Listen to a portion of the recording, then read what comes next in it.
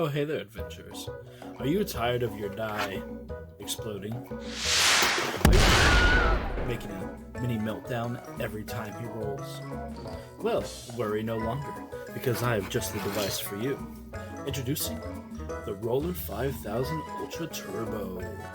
With this well put together device, you'll be rolling and fighting and slashing your way through goblin hordes in no time.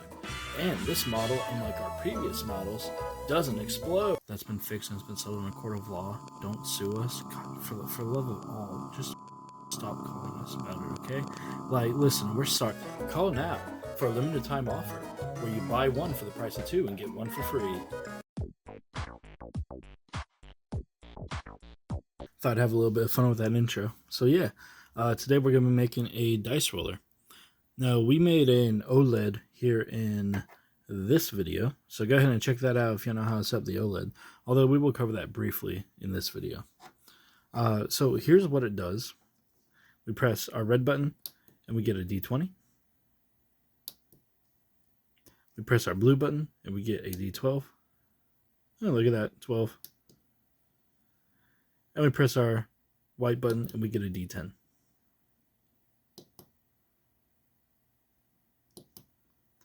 Just like that. And that is that's the build today.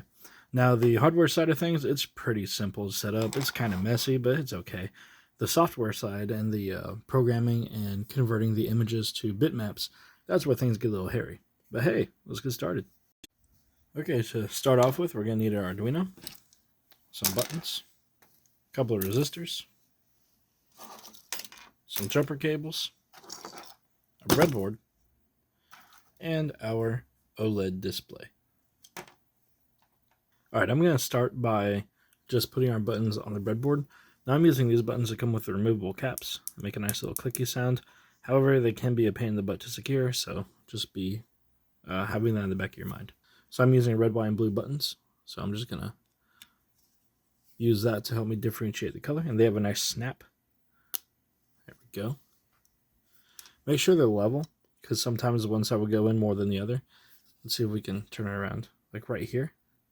This side's not all the way in, but this side is. So just snap it into place. All right. And there we go. Our buttons are wired up.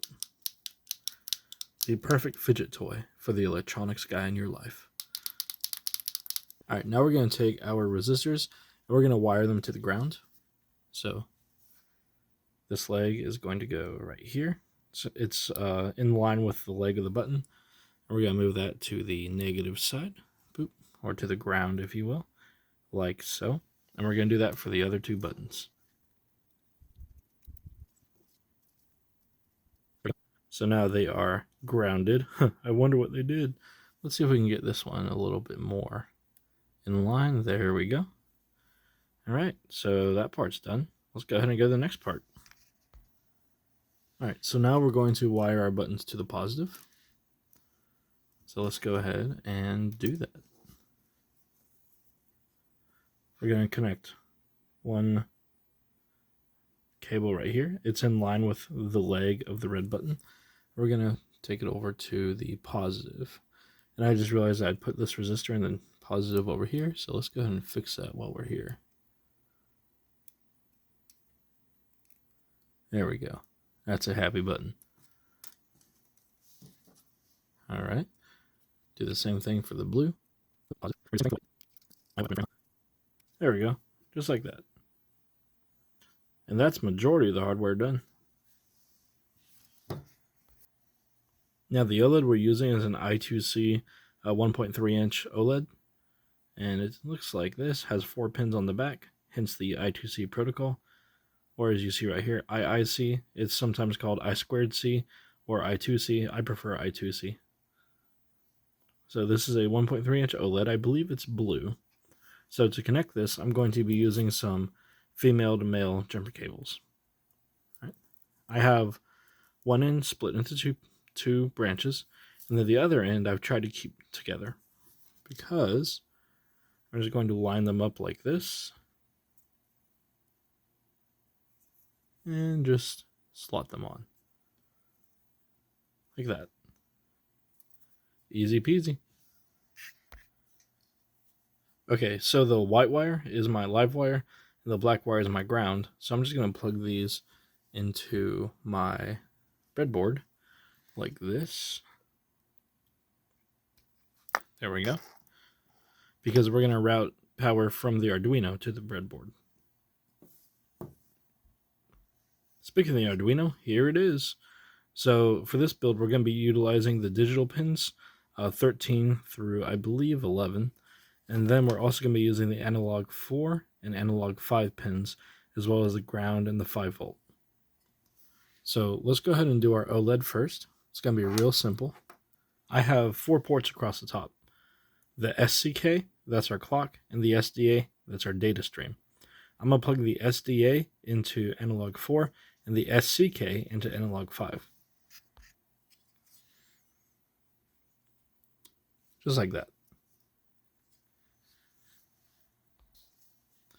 And now I'm going to take a few wires, a purple one and a red one. Colors don't matter, but I generally use darker or cooler colors for my ground. I'm going to connect to the ground on the board. Yeah, there we go. And I'm going to connect that to the negative rail of my breadboard, like so. And then we connect the positive rail of the breadboard to my 5 volts. And that, alrighty, now we just have to wire our buttons. This part is fairly straightforward. So what we're going to do is we're going to take our jumper cables and we're going to go in on the leg connected to the negative. So I'm going to this leg right here is connected to the negative via this resistor. So I'm just going to plug in right there. I'm going to do the same thing for the blue. And now I'm going to plug red cable into pin 13. Blue cable into pin 12. And the white cable into pin 11. And there we go. There's our mess of wires that definitely won't get you stopped at airport security. The first part of this build, we're going to be using a web app called Lapaka, and I'll leave a link to this down below. So it allows you to choose a library that you want to use. This was originally made for Flipper Zero, but the people who are behind it have also made it available for the U8G2, which is what we're going to be using with our Arduino. And then you can select your display size. So the cool thing about Lapaka is that you can import images. So if I do that, I can import these images that I've downloaded of different die. Cool, cool, cool. So I've already done that right here. So we're going to go ahead and do the D20 first. We'll drag the D20 into the screen. Then we can adjust it and size it as we wish. Let's see.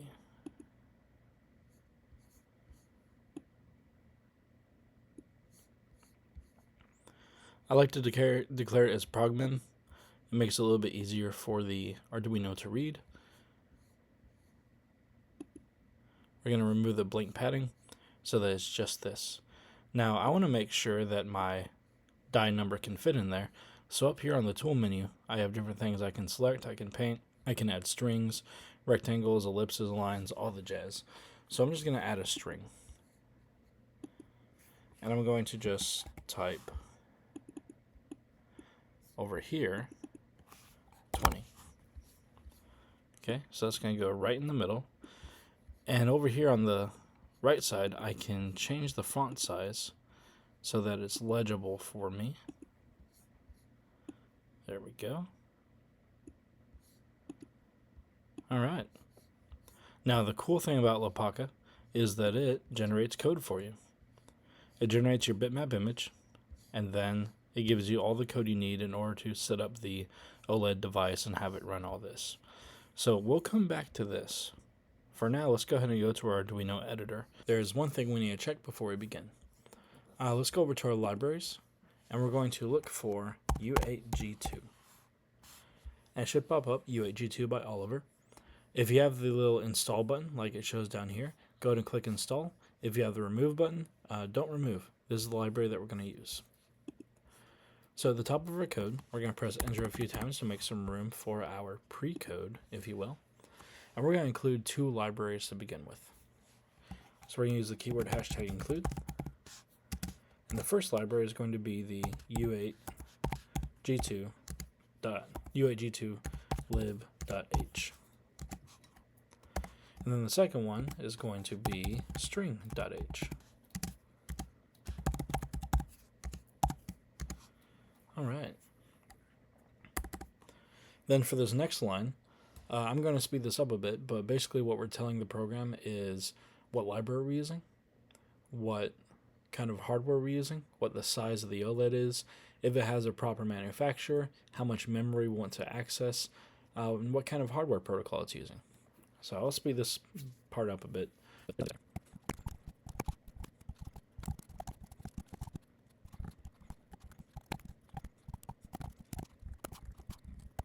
That was exciting. Now let's do some actual coding. Let's go ahead and define our pin numbers. So these pins, they're assigned to 13, 12, and 11, and they're going to be assigned to the die D20, D12, and D10. So we're going to use the keyword define. We're just going to say roll 20. We'll put that one on pin 13. Then we'll define roll 12. We'll put that one on pin 12. And then we'll define roll 10 and put that on pin 11. We're going to create two integers. One is going to be kind of like a switch for us. I'm going to call it on off and set equal to 0. We could use a boolean here, but I like using integers. Then we're going to create another integer called max value or max val. And what that'll do is that will just limit the number of sides on the die. So that if we roll a d12, we don't get 15. All right. So now let's go down to our setup. We're just going to write one thing in the setup, and that's going to be u8g2.begin. All that's going to do is start communication with our OLED. Now, down here in our loop is where things get a little bit hairy. I'm going to go ahead and get rid of this comment here. We're going to enter down a bit, give us some room. All right, so first we're going to say integer min. We're making a new integer. And we're going to say equal to 1. Because on a dice, I believe the lowest you can go is a 1. After Googling it to make sure that I wasn't crazy, yes, the lowest you can go is a 1. Enter down, make our code a little bit more readable. And we're going to say int, and we're going to make a new int called a random value. And we're going to say equal to our minimum plus the random operator modulated by the max val that we cast up here, modulated by the max val minus the min plus 1. So what this will do, this line of code, this will return the face value of the die within the die range. So if we roll, again, if we roll a d12, we don't end up with 16 or 17. All right, then the next thing we're going to do is we're going to take this integer and cast it as a string. So we're going to say string roll value is equal to string, is equal to string, open parentheses, random value. And then cap it off with a semicolon. So now random value is cast as the string roll value. All right. Now we are still within our original loop, so that's good. I like having a little bit extra workspace just so it doesn't seem cluttered, but that's just a personal preference. All right, so let's go ahead and let's make the D20 roll. We're going to start off with a condition. We're going to say if digital read, because these are plugged into the digital pins,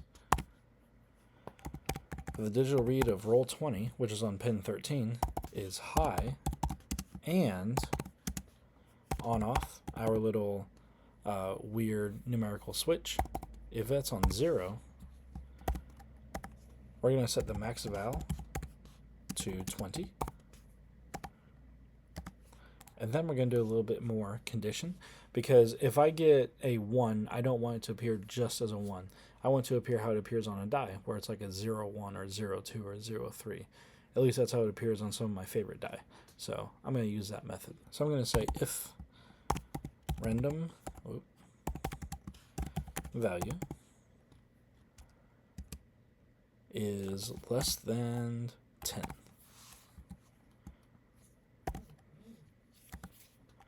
I'm going to say roll value is equal to this character 0, or the string 0, I suppose, plus roll value.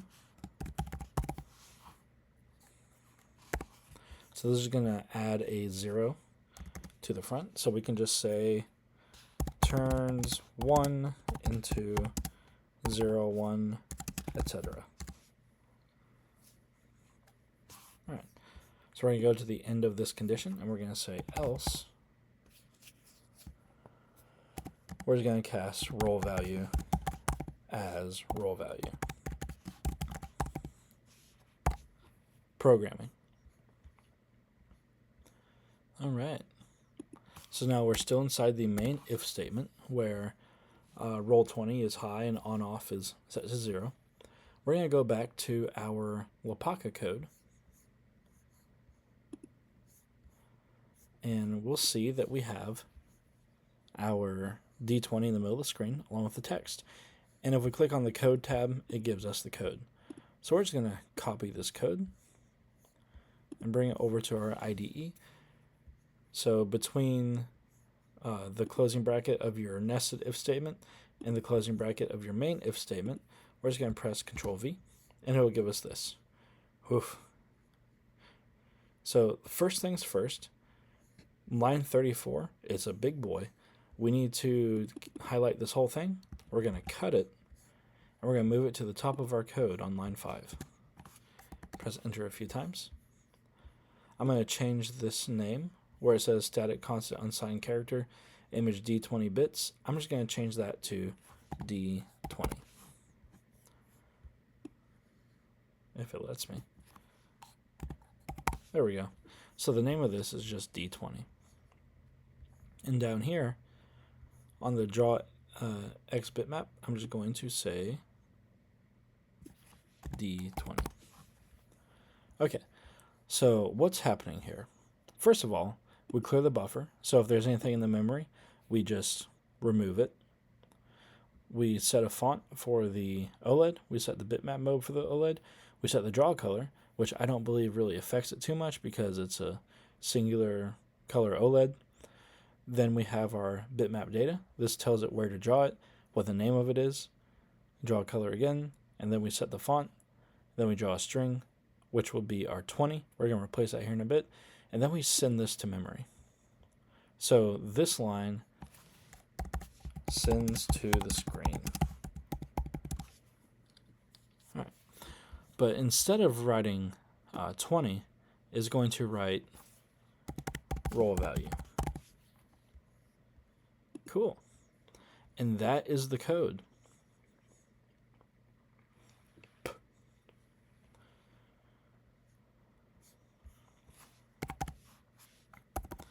Now what we're going to do is we're going to copy and paste this code inside our loop from our if statement. Actually, just the entire if statement. And we're going to copy and paste that 2 more times. So I'm going to go ahead and grab this comment as well. And we're going to press Control C and Control V. So now let's go ahead and get our D12. We're going to say, instead of roll 20, roll 12. Our max value is going to change to 12. We're not going to change this because we want this to remain the same. We will be changing lines 61 and lines 64. So let's go ahead and go back to our Lapaka. We're going to get rid of this and get rid of this. And for the images, I'm going to go ahead and bring in my D12. and center it as well as I can. We're going to remove the blank padding. There we go. And I'm going to put some text in. There we are. Make it nice and centered. Cool. So let's go ahead. In our code, we're going to do this one a little bit more surgically. We're going to select this whole block, which is our bitmap. We're going to press Control C. Back to our code. Scroll all the way up to the top on line 7. Press Control V. And I'm going to change this one's name to D12. All right. And like I said, on line 62 and line 65, those are the ones we're going to change. So we're going to go ahead and snag those from the Lopaka code. The first one we're going to change is the draw X bitmap. So we're going to go find that in our code right here. So we're going to select that. There we go. So we're going to bring that up, get rid of the original one. We're going to change the name of the image to D12.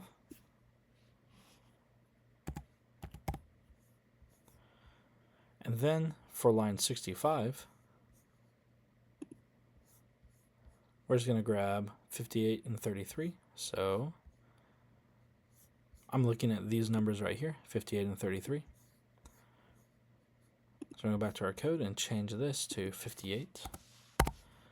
And it's going to be roll value again.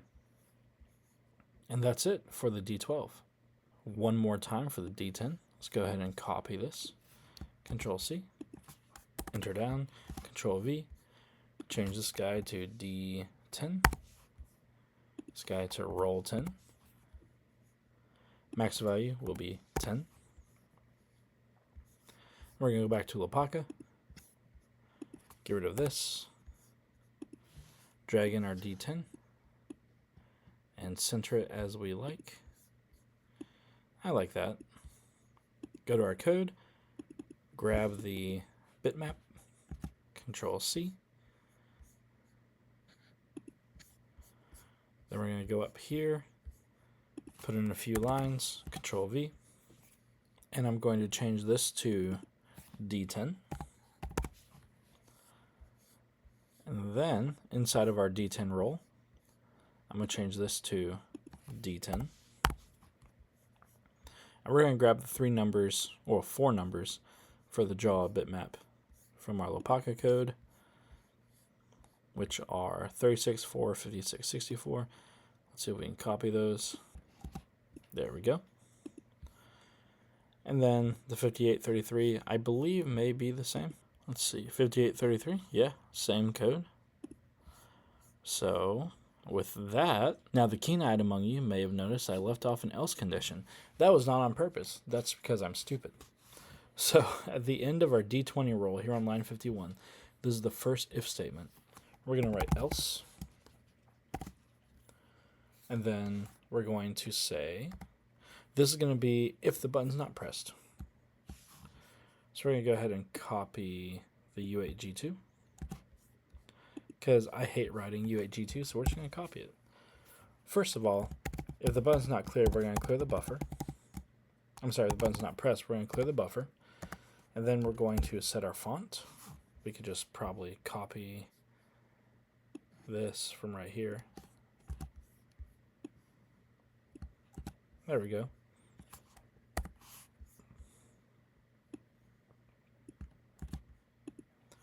All right. Then we're going to draw a string. And that string will be at 0 and 34. And it will say press to roll. And then we'll just send that to our screen by saying send buffer. Okay, and now the only thing we have to do is copy and paste this at the end of every if statement.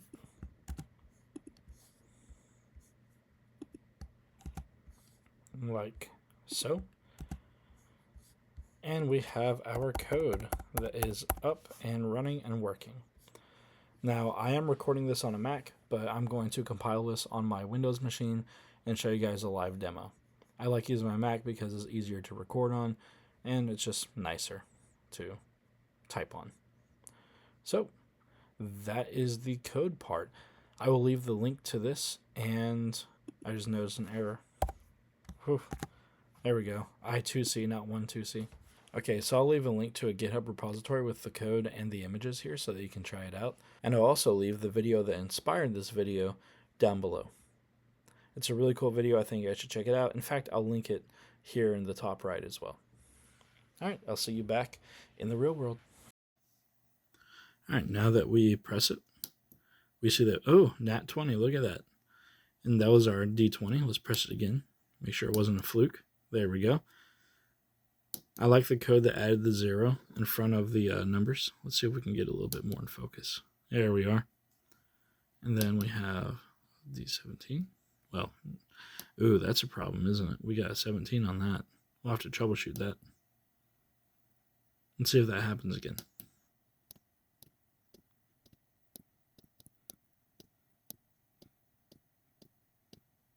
All right, so that hasn't happened again, so I'm wondering if that was just a fluke from the D20, like it carried over a value. Let's press the D10, see if we get a 12. Nope. All right, so I'm wondering if there's just a buffer problem with the D12 and the D20. Anyway, this is the digital dice roller. Hope you enjoyed this video and the horrible intro. I'll probably never do that again. As for now, this has been the digital dice roller. Goodbye.